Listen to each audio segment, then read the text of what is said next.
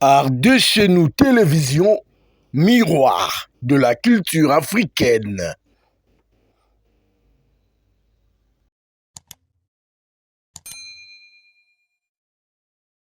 Un seul peuple, une seule nation, une seule mémoire. À toutes les victimes de la RDC, nous portons votre cause.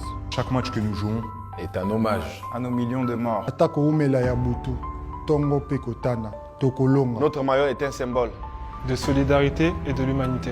Aux côtés des victimes. Ne pas oublier, Ne jamais répéter. Commencer à guérir. plus jamais seul. Dans la vraie compétition.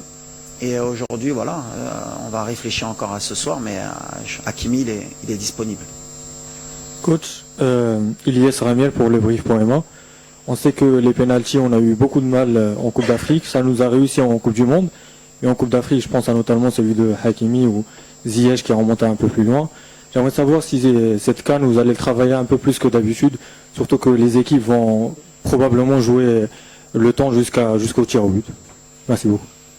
Ouais, les pénaltys, de toute façon, ça fait partie justement du processus d'élimination directe. C'est-à-dire qu'on risque que si on tombe sur une équipe qui fait bien le boulot et qui nous emmène au pénalty, ben après, à un moment donné, il y a cette fameuse série de pénaltys qui peut vous sourire. Elle nous a souri en Coupe du Monde, elle nous a pas souri sur des compétitions comme la CAN avec Achraf ou avec Hakim précédemment. Mais voilà, comme je l'ai dit, la gestion des émotions, chaque moment... Rahimi, il n'avait jamais loupé de pénalty. Premier match, il loupe. Ayoub, il loupe rarement ses pénaltys. Ça, après, voilà, on peut les travailler comme on veut et on les travaille, nous, souvent à l'entraînement avec des challenges. Voilà, il n'y a pas de vérité. L'essentiel, c'est pour nous, comme je l'ai dit aux joueurs, c'est de faire le boulot pour qu'on n'arrive pas à cette fameuse série de pénaltys. Mais si on doit arriver à cette fameuse série de pénaltys, c'est d'arriver en confiance aussi. Voilà, l'équipe adverse aussi, elle prend un risque avec nous d'arriver aux séries de pénalty, d'avoir le meilleur gardien du monde en face sur les séries de pénalty. Donc voilà, donc on n'est pas sur des choses où on panique à se dire si on va au pénalty. Si on va au pénalty, on ira au pénalty. Je l'ai dit depuis longtemps, cette compétition, il faudra peut-être se préparer à un moment donné à aller au pénalty. Et il faut le mettre dans la tête que voilà, cette compétition, elle se gagne peut-être à la dernière minute au pénalty. Il y a tous les scénarios possibles. Maintenant, bien sûr, on espérerait éviter d'aller jusque-là parce qu'on sait que c'est un peu pile ou face. Bonjour, Gnouli Adam. Coach, ma question concerne Hamza Igaman. C'est un joueur qu'on attendait beaucoup avant la compétition, mais qui malheureusement a subi une blessure et qu'on n'a pas tout de suite vu. Est-ce qu'on pourrait revoir son retour bientôt sur la pelouse avec l'équipe? Hamza, un peu comme pour Achraf, voilà, c'était pas un défi ou un challenge. On connaissait son indisponibilité. Voilà, on a beaucoup échangé avec les staffs médicaux et de Lille et du Maroc. Et aujourd'hui, voilà, il s'est rentraîné normalement cette semaine, il revient bien. Maintenant, est-ce qu'il est à 100% pour débuter un match? Est-ce qu'il a que 20 minutes? Est-ce qu'il a que 10 minutes? On verra. En tout cas, voilà, comme je l'ai dit, la chance qu'on a, c'est qu'aujourd'hui, on a beaucoup de profils d'attaquants. On a un attaquant qui est en pleine confiance, qui est Ayoub. Et le fait de pouvoir compter aussi sur Hamza sur le reste de la compétition, c'était aussi mon objectif, d'avoir un profil différent. Donc est-ce qu'il peut débuter demain? Est-ce qu'il peut rentrer? On verra. Ça dépendra aussi du match, ça dépendra aussi de beaucoup de choses. Mais en tout cas, voilà, il évolue bien. On est dans notre timing. On savait qu'il pouvait revenir sur la deuxième partie. Donc pour le moment, on est en train de réussir notre challenge. Et pour Achraf, et pour Hamza. Donc je suis content, je tiens à féliciter aussi le staff médical de notre équipe parce que voilà, l'équipe nationale, c'est pas qu'un coach, c'est pas que des joueurs. Il y a des gens qui travaillent tout autour de l'équipe et le staff médical en fait partie. Ils ont bossé jour et nuit pour que Hamza il soit prêt en temps et en heure. Bonjour Romain, Nasreddin Nasri, la nouvelle tribune Canal+. Vous êtes sur une dynamique très positive. Le coach parle souvent d'humilité. Qu'est-ce que vous dites entre vous pour ne pas sous-estimer l'adversaire? Et je voulais avoir aussi ton avis sur la CAN tous les 4 ans. Merci. Comme l'a dit le coach, il faut faire preuve d'humilité. Et comme j'ai dit au tout début, malheureusement dans le passé, on a eu certains déboires parce que on en a peut-être manqué à un moment donné où on s'est fait éliminé de la compétition par des équipes qui étaient censées être footballistiquement inférieures à nous. Et parce que on n'a pas fait forcément ce qu'il fallait pour passer, et on se fait surprendre, et après c'est des désillusions et des désillusions. Et au contraire, on a eu des moments où ça n'a pas été le cas, et on a réussi à faire de grandes choses aussi. Donc je pense que ce qui est important, on le répète, je pense que le coach vous l'a répété aussi depuis un certain moment, c'est l'état d'esprit. Il n'y a pas à calculer. Je pense qu'aujourd'hui, je ne vais pas dire qu'on s'en fout un peu, mais c'est le cas. Peu importe l'adversaire, le principal c'est nous, et les ingrédients qu'on va mettre chaque match pour aller au bout. Donc il faut avoir le même état d'esprit, que ce soit peu importe l'équipe qui va se dresser contre nous. Je pense que le mental et la discipline qu'on va mettre chaque match, ça fera la différence, parce qu'après les qualités footballistiques, je pense que on les a. On a des joueurs de grande qualité qui jouent dans les meilleurs championnats, que ce soit en Europe, en Afrique, même en Asie. Donc le plus important, c'est d'être prêt à partir du moment où on va être prêt mentalement, à sacrifier.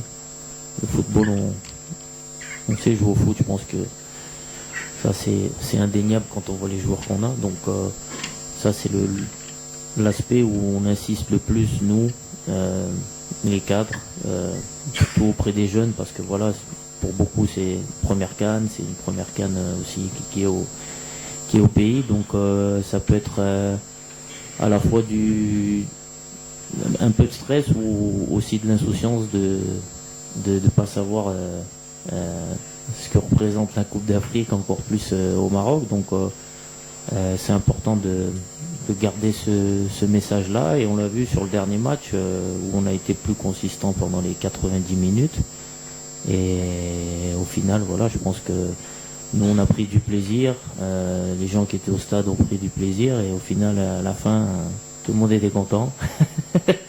Donc c'était le principal. Et après, concernant la CAN, c'est vrai que ça va faire un changement, parce qu'on est habitué à des CAN tous les 2 ans. Après, je pense que d'un point de vue aussi individuel, au niveau des joueurs, ça peut être quelque chose de bien aussi vis-à-vis des clubs. On sait que pour certains, ça a souvent été un frein dans leur carrière. Donc là, ça laisse un peu plus de temps aussi, donc ça permettra peut-être de voir encore plus de joueurs africains dans les grands clubs, et que les clubs arrêteront de trouver l'excuse de la Coupe d'Afrique. Donc après voilà, c'est une fête qu'on aime bien quand même, la CAN, à chaque fois, parce que c'est un moment de convivialité, avec toujours une bonne ambiance, une bonne atmosphère dans les stades ou autour. Donc ça va manquer, mais après je pense que pour le foot aussi, et pour les joueurs, c'est quelque chose qui sera bien, et ça va amener une valeur encore plus spéciale à la Coupe d'Afrique. Bonjour, une question pour les deux, un des deux. Ayoub El Kabi, c'est un joueur qui a fait des matchs et marqué des buts incroyables pendant le tournoi jusqu'au présent. C'est un joueur qui a eu un parcours un peu atypique pour les joueurs professionnels de haut niveau. Il a quitté le collège à 15 ans, il a travaillé en tant que charpentier quand il était jeune. Est-ce que vous pouvez parler un peu de lui en tant que personne, en tant qu'humain, et qu'est-ce qu'il apporte dans le groupe, c'est que nous on voit pas sur le terrain? Merci.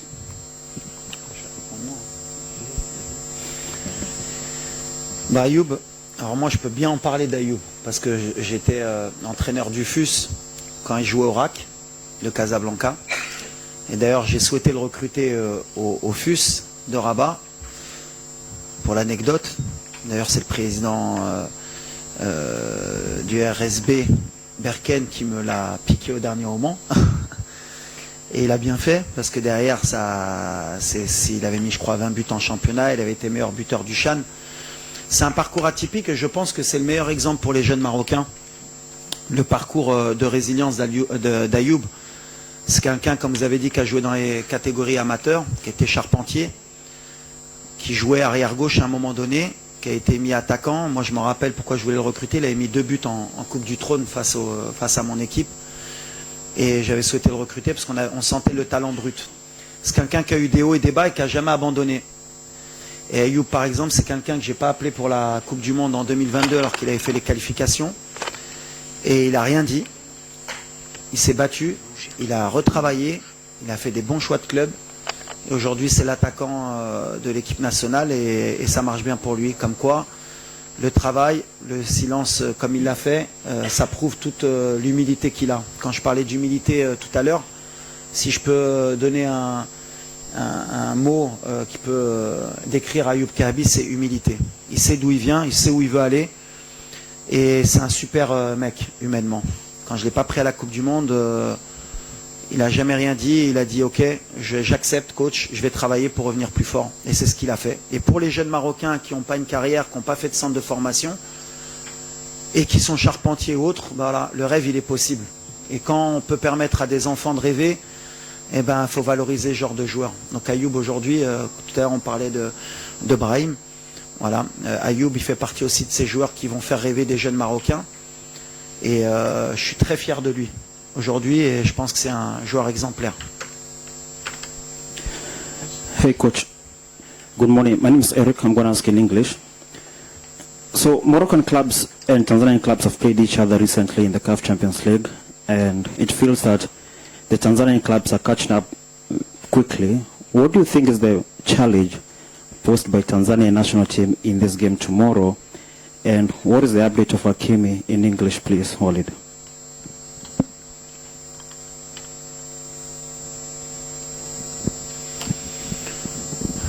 I don't know what can happen tomorrow, but we respect a lot this team. The club, it's the club. National team is different. Different spirit, different challenge. And what I said before is we will to respect Tanzania. Every game we play against them is difficult game, tough game. And tomorrow, I think, is a same opponent team, fighting spirit. Maybe we defend a lot, small space, lot of counter-attack with Mzuva or Samata. Who is waiting set pieces about this, and we need to be careful about your national team. I respect a lot Tanzania national team. I come to see the final against Berken and Simba. You have a different player because the team is playing the Chan. You have only 4 players is playing. You have 8 players is play outside of the country. And it's different team, but also we want to play same like before and to win this confrontation, inshallah. Last question to the coach, and then we're going to take 2 questions to Benem Saïs, please. Go ahead.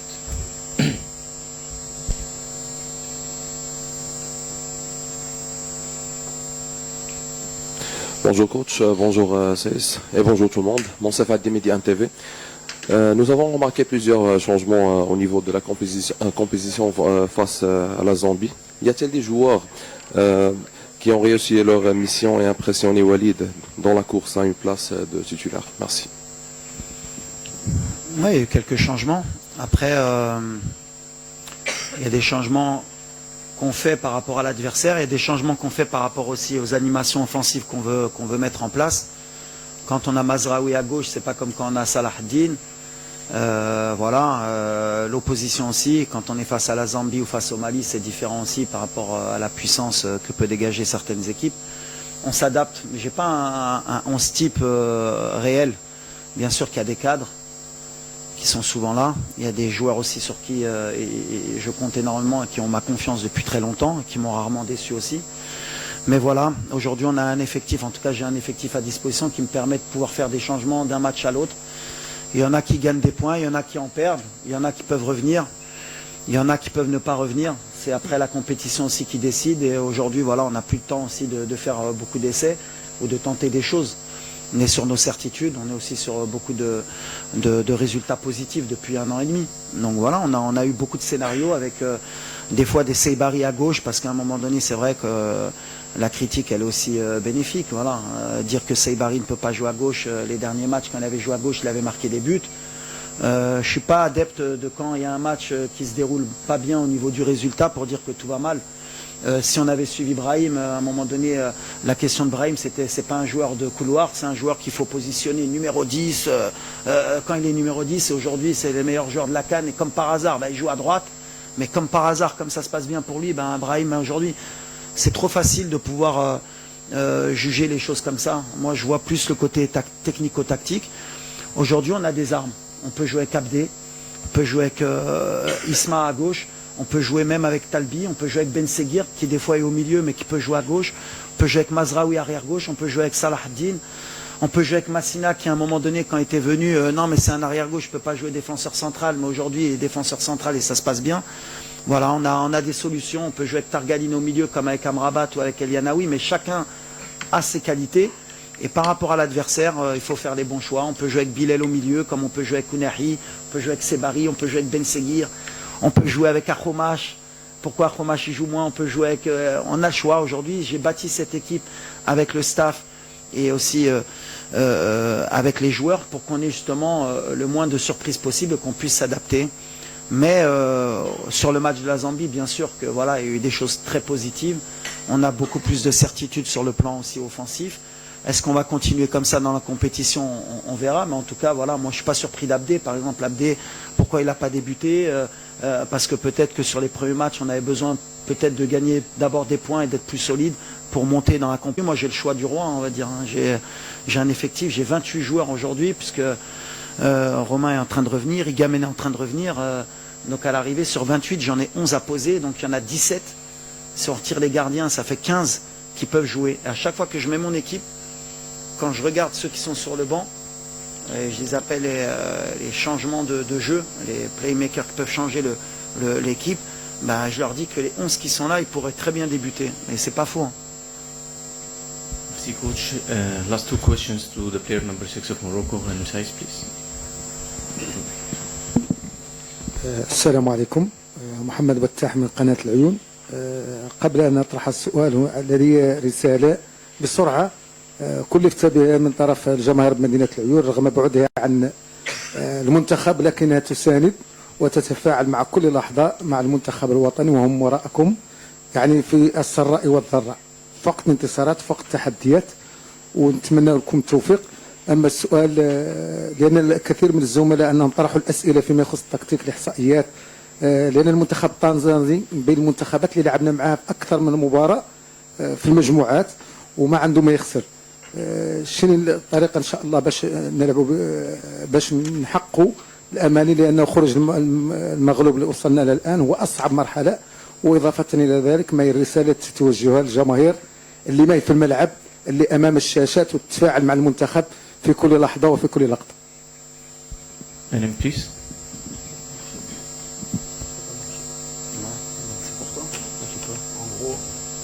En gros, que le public vient de la ville de la Lyon, que là-bas il nous souhaite bonne chance derrière nous, que le public est derrière nous, et que là on va jouer la Tanzanie, et que voilà, ils n'ont rien à perdre, et que nous, on a tout à perdre, donc comment on va gérer ça?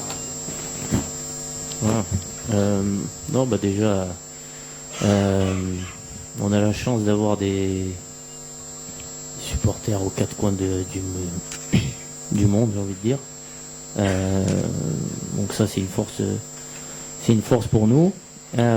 Après, voilà, c'est comme on l'a déjà dit, on sait qu'on est favori dans ce match.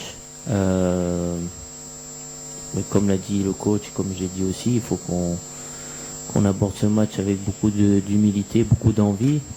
Et c'est pas de se focaliser sur l'adversaire, mais uniquement sur nous-mêmes et sur les ingrédients qu'on va mettre pendant ce match pour aller se qualifier en quart de finale. Donc je pense que aujourd'hui on a tous conscience de l'enjeu de cette CAN au Maroc. Et voilà, on a un objectif qui est clair et précis. Et demain, voilà, on a un prochain obstacle qui est la Tanzanie. Et on va tout faire pour franchir cet obstacle en proposant un beau jeu et en ayant la bonne attitude sur le terrain pour montrer les valeurs qui sont les nôtres et qui nous animent depuis un petit moment et depuis le début de la compétition, même si au début on a été un peu critiqué. Mais voilà, on a en confiance pour ce match de demain. Et voilà, Inch'Allah, ça va bien se passer. Et puis, on va passer en quart de finale. Last question to the player, please. To the player.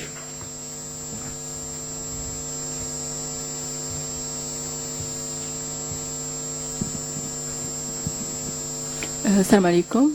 كنزة دو فويس اوف موروكو.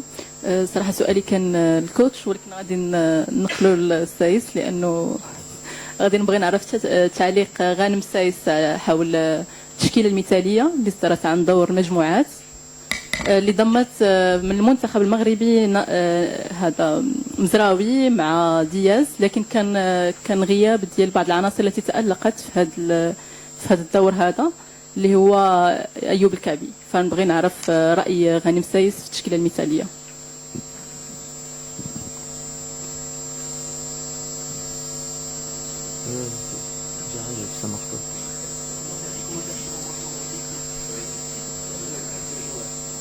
Sur l'équipe type de la CAF.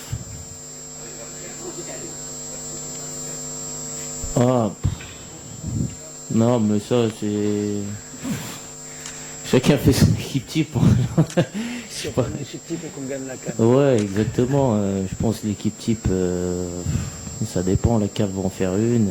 Je pense que chaque média en fait une aussi. Elle sera toujours différente. Donc, il y aura toujours des absentes, peut-être des gens qui seront toujours là. Le plus important, c'est pas l'équipe type, mais c'est qu'on remporte le trophée. Donc, je pense que tout le monde ici aimerait avoir 11 Marocains dans l'équipe type, mais je suis pas sûr que ça sera le cas. Je sais pas si c'est déjà arrivé dans l'histoire du foot qu'une équipe ait tous ses joueurs dans une équipe type.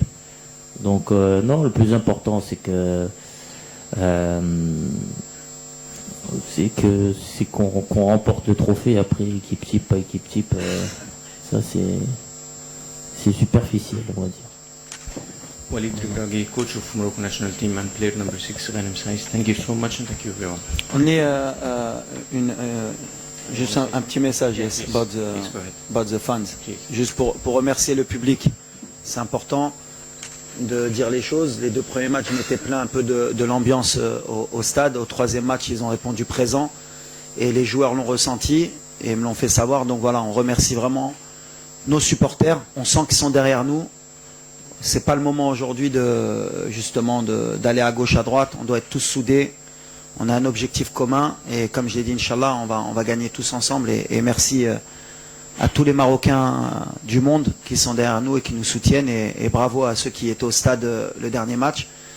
Et demain, comme je l'ai dit, voilà, à la mi-temps, on oublie les petits fours et on commence à la 45e aussi à continuer à encourager, Inch'Allah.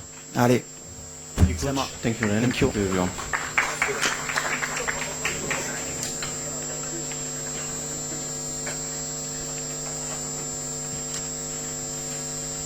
Un seul peuple, une seule nation, une seule mémoire. À toutes les victimes de la RDC, nous portons votre cause. Chaque match que nous jouons est un hommage à nos millions de morts. Notre maillot est un symbole De solidarité et de l'humanité. Aux côtés des victimes. Ne pas oublier. Ne jamais répéter. Commencer à guérir. Plus jamais. Art de chez nous télévision, miroir de la culture africaine.